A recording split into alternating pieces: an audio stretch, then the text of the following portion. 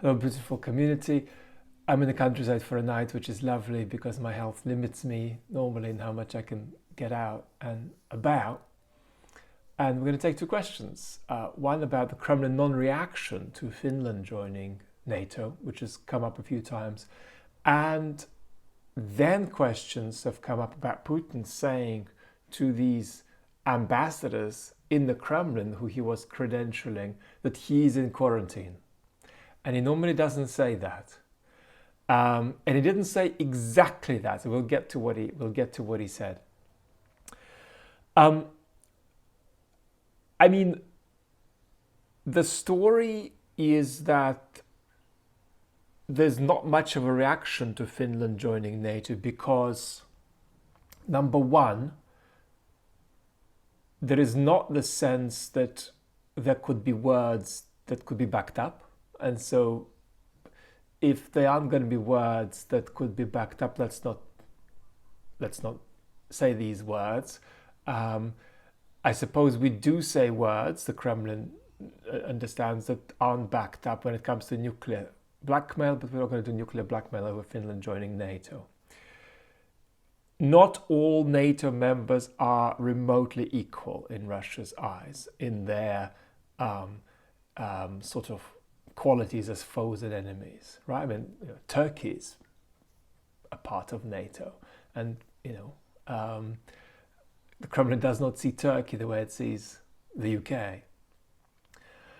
So Finland is not NATO really, even if it's part of NATO, as far as the Kremlin sees this, and that helps us also sort of remind ourselves that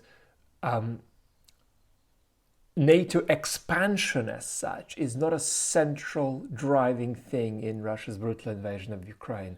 NATO's current existence and position in the world might be central, but that's not NATO expansion. That's just, as it were, the major Western powers doing what they're doing. NATO expansion does become an issue when it comes to Ukraine, of course, and that it's obvious why the Kremlin's very serious about that. But even that, I think, is not the central driving thing in this war, as we've discussed 744 times. So Finland is among the more benign nations in NATO, as far as the Kremlin's sense of what threatens it is concerned. And there isn't that much they can do about it, and therefore it's not worth throwing about useless words, especially in the case where it just wouldn't make sense to throw about nuclear threats. So that's almost a nothing burger answer, but I think that's the explanation is itself a nothing burger explanation.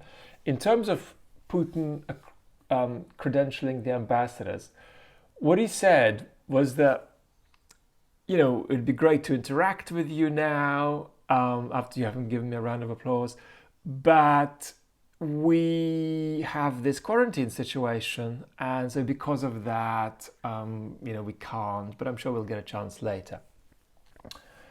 And so a question could arise, does he even know how abnormal it is now in international protocol to do this? I actually suspect he does know. And so he's kind of trolling them by saying, we've got these, quarantine conditions in place, because they don't. Nobody has in that regime except Putin himself. But he didn't want to say, I have these quarantine conditions personally. So what are these conditions about? Is it just a kind of a general paranoia? Is it that he fears the fate of Vladimir Tatarsky as potentially being his own? Or is it COVID? It's COVID. It's COVID. It's not that he fears being assassinated, and it's not some kind of unspecifiable paranoia around proximity with others. It's absolutely COVID. Now, Putin has outstanding very hands-on medical care, and unless he has an underlying condition, COVID threatens him primarily in terms of long COVID, actually, not in terms of fatality, still, even though he's 70. Is Putin afraid of COVID because of long COVID? As perhaps rationally he might be. In the sense that that's a bigger threat to him than being killed by COVID, objectively, if we look at the medical reality. I don't think so, actually. I don't think he has a clue about long COVID. So what he is fearful about is both being killed by COVID and perhaps being taken out by COVID for a few days in a way that would make him feel very, very uncomfortable about what would be happening at that time.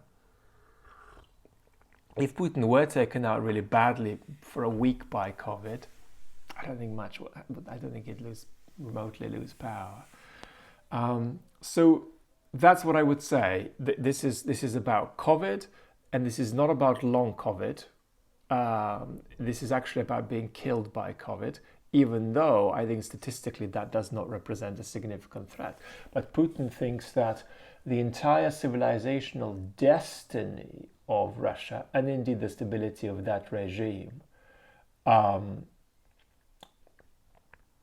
rests on his shoulders, and therefore this is just not a situation where you're dealing with the fate of a single individual. You're dealing with a kind of a fate of an entire political formation that props up a civilization, and therefore a 0.1% chance, or a 1% chance of something bad happening is just not acceptable. So there we go.